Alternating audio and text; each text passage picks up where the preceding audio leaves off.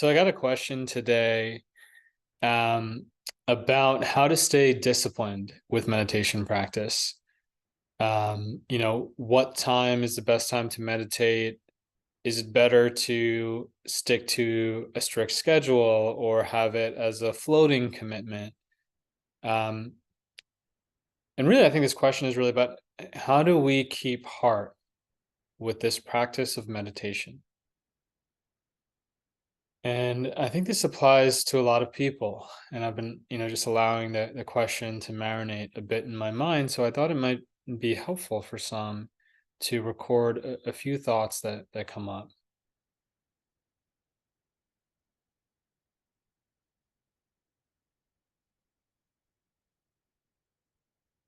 So, my sister-in-law recently got a puppy. And I haven't owned a dog myself, though I love dogs, but I've gotten to kind of witness a little bit of what it's like, a little bit, right, to have a puppy. And on the internet, you'll read different things about you should train the dog this way. And then you talk to your friends and they have another view. And it's almost as if there are so many different ideas about when to feed the puppy, how to know if they're doing well, what weight they should be, when to train them, right? There's all these questions. And then there's actually being with a puppy. This little baby who might be teething and bitey and jumping around, or maybe tired and not able to fall asleep. And there's so many different things that can happen. Every dog is different, every breed is different. And so learning how to train a dog, I don't know if there's one best way, right? There may be guidelines, but I would think a lot of it requires really being present, really listening, and learning what are the dog's cues, in what way does it communicate, what causes it to suffer, what causes it to be well. And so our minds are a little bit like this, and a teacher can point out certain guidelines, but ultimately the real answer, and this is a little bit more difficult, but the real answer is that it's up to each of us to listen to our own hearts, to try different things, to experiment, and to really feel our own authority on this path. To feel your own authority, to take back your authority, your agency for how you feel. Because ultimately, meditation is about how we feel, how we perceive the world.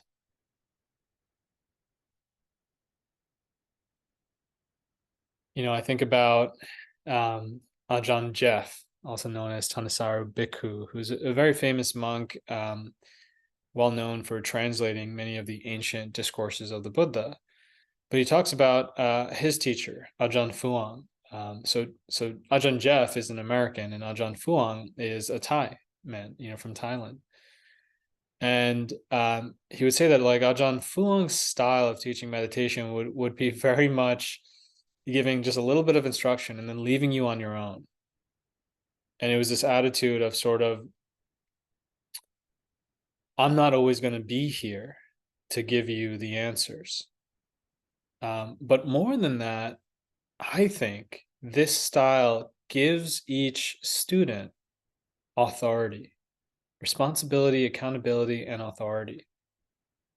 And this is not a quick fix or a pill to solve this kind of problem or answer this question, but I think this is the most right answer that I have seen. Keeping heart with this practice of meditation is a journey, and this is a lifetime journey. There is no quick fix.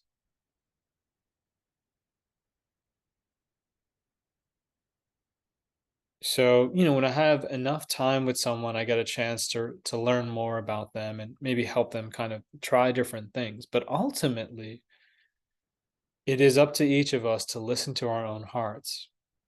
So that's the first thing that comes to mind. The second thing is is to really ask yourself, why are you practicing? And something I say quite often is that our view of meditation, our conceptual framework, our view of what meditation is, why we do it, is more important than any technique or hack, because our view will ultimately inform what we do, how we practice. So, for so many people nowadays, they consider meditation and mindfulness as um, something that can be really helpful, which is great. I imagine teachers decades ago would have a lot more trouble talking about this sort of thing than they would today with, let's say, the average young person. Um, in a city area, right? So this is a good place to start.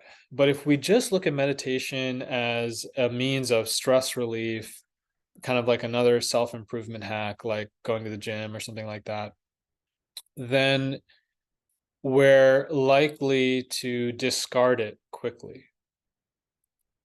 And what you'll see with a lot of people is they will only meditate when things get really bad. They start meditating, they have a consistent practice, they pull themselves out of that despair, things start to get good, and then they stop meditating. And this kind of happens. And then eventually, right, like life knocks us on our butts, and then we go through the same process again and again and again. And this isn't something to judge ourselves about. This is very common. And to some degree, I still experience this. When I really suffer, um, when suffering arises in deeper and more profound ways, it does something to my practice. It has a positive effect on discipline practice. Um, that being said, my discipline and practice has grown tremendously over the years, but to notice that it still has an effect says something, right? And kind of the good thing here is that life will always give you suffering. We can depend on life, this world of changing conditions and uncertainty, to throw something at us that causes despair, anxiety, depression, anger, etc. Right? And so in a way that's a good thing, because we have it's more than it being a good thing, it is nature. And that can be really helpful for one who's looking to have a disciplined practice. But going back to this point of what is your view of meditation? So the first thing is to see it as good for oneself. And that's really great. But can we go more with this? Can we see how in meditation we're looking to understand our own minds, to understand and develop our own minds?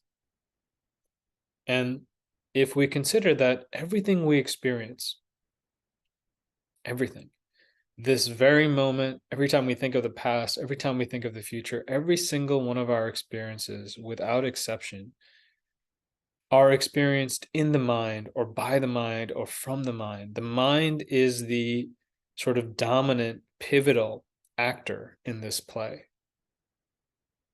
So, by learning how to understand and train our mind, we can actually change how we experience our lives, how we experience the world, how we perceive time, how we perceive ourselves. Now, this is starting to open up a whole realm of possibilities, possibilities beyond what we can even cognize, you know, because so it's very common, right? When I give a Dharma talk or a lesson on meditation, someone who's listening will tend to think about what it might be like a year from now, 10 years from now, or when they get to that place, right? So if I talk about like deep meditation or something life altering, it's normal to think about what that might be like.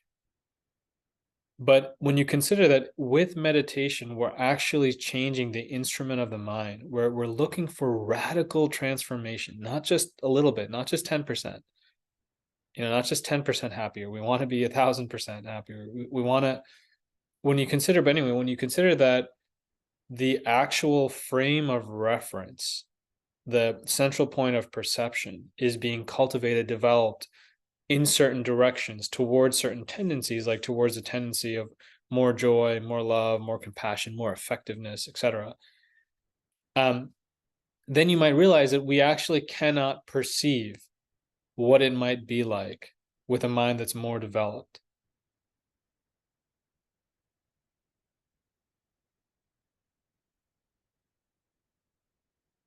So what I'm starting to do here is just change the view of what this whole thing is about.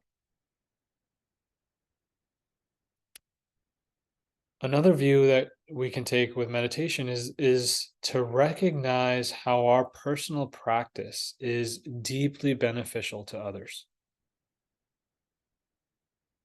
And I could go on a lot about this, but I want to just be brief today. Um, Someone asked me recently if their meditation practice was helping the world. Sort of like, is it okay for me to meditate here on my own when there's so much turmoil in the world out there? And I believe that there is nothing more beneficial that you can do for others, for the world, than to find and cultivate peace within your own heart. We know what it's like to walk into a room when someone is angry or someone is distressed. That has an energetic resonance and an effect on others. And if we're lucky, we know what it's like to walk into a room and there's someone there who's really present, really well, radically well. Someone with real confidence that's not dependent on external circumstances. And these people are rare, actually, but it has an effect on us. Or even what it's like to walk into a room where someone is really loving, really caring. It has an effect. So when we cultivate our hearts, it improves our relationships, it improves the experience of everyone else that walks into a room with us in it. And you will find this for yourself that your presence, the quality of your presence, has a greater impact on the people you touch than anything else. Even if you're walking into a business meeting, if the quality of your presence is let's say lower, if you're anxious, if you're nervous, if you have a very strict agenda, I really want to get this through, and if you try another way where the heart is relaxed, where you're open to the possibilities of whatever that meeting can bring, if you come out of having already decided who those people are, what needs to happen, and you come in with a spirit of openness, of deep presence, honoring this present moment, magical things can happen in a business setting or in any other setting. So if you start to view meditation as, playing with perception itself, as a potential practice for radical transformation, as something that can heal the world, heal others, heal yourself, something that is, it may not be easy, it may not bring instant gratification 100% of the time, but if we have some trust that this, then it's not just good for me, it is transformative. This view will bring a different energy to your practice. Zen Master Thich Nhat Hanh, he called mindfulness a miracle, the miracle of mindfulness. And I really like this word. And I think, some people don't like this word. It'll bring this kind of scientific view or this doubtful view of like, well, there's no such thing as miracles. What's a miracle, right? And what they don't realize is if you view meditation as a self-improvement hack just for stress relief, that's all that it will likely be. I'm not saying that definitively, right? Like we can get lucky. but you're putting a ceiling on your practice. But if you're open to the idea that this is a miracle, this is something that was tapped into 2,500 years ago, and it's still being practiced today. And some people devote their lives to this. There must be a reason. What could it be? What could it do for me? If you come with this attitude of openness, curiosity, and a little bit of trust, even a little bit of faith, the practice can really open up for you.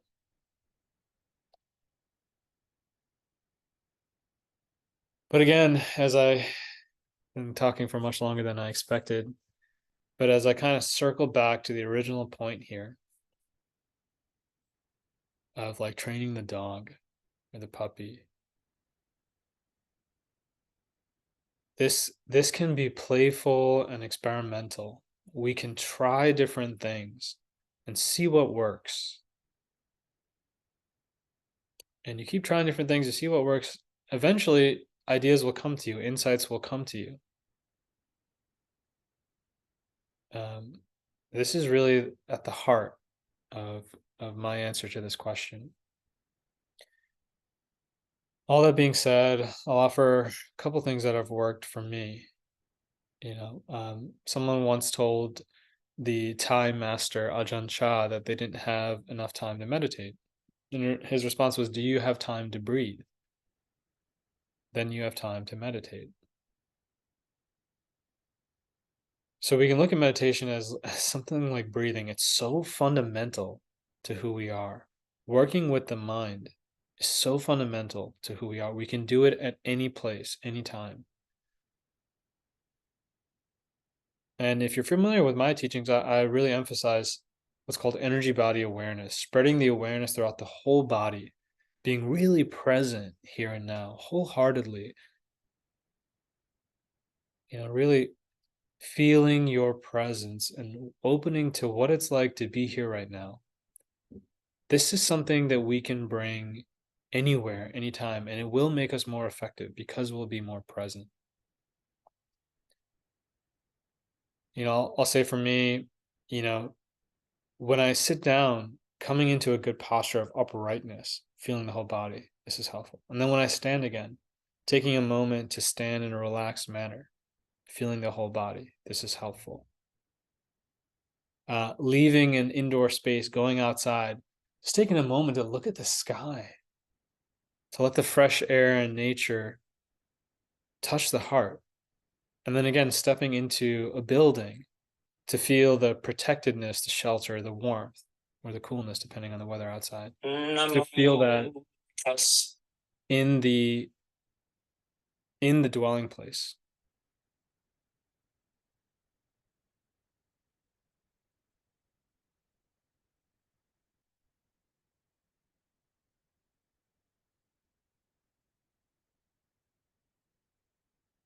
Maybe the last thing I'll say here is that if you stick with this practice, it becomes so pleasurable, so blissful. And actually, even in the beginning, you might see some peace, some pleasant feelings arise from this practice of meditation. So there's a support there. It may not be instant gratification 100% of the time, but there's some support. The body feels how beneficial this is. And so this last bit here is that as you continue, that pleasure deepens. It becomes more blissful than what is available, than no, more blissful than what you have felt before. It opens up new dimensions of being, new realms of experience that are actually always available, in my opinion, but are sort of untapped. So I offer this for your reflection, and I hope that it's helpful.